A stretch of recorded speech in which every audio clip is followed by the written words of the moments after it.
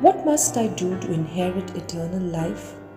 Is one of the several questions that a regular believer asks him or herself constantly. In answer to this question, Jesus in today's Gospel tells us that we can inherit eternal life by loving God unconditionally and without any expectation. This we are supposed to do by helping a neighbor in need. Yes, we love God who is invisible and intangible by loving or helping someone who is in need, who is visible and tangible. If one can't love somebody who is right in front of him or her, how can he or she love someone like God who isn't tangible?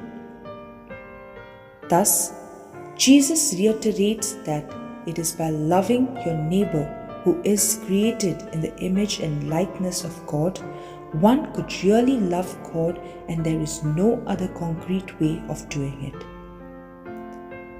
While we are called to love everybody, we are supposed to take more care in loving the needy neighbors.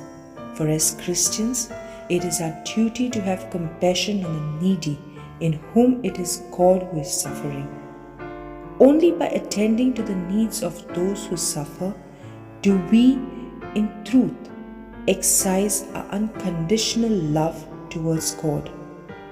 While the spiritual acts like attending the Holy Eucharist and reciting the Rosary are important, caring for the needy is much more loving and closer to the heart of God. For in doing so, we attend to the very Lord Himself.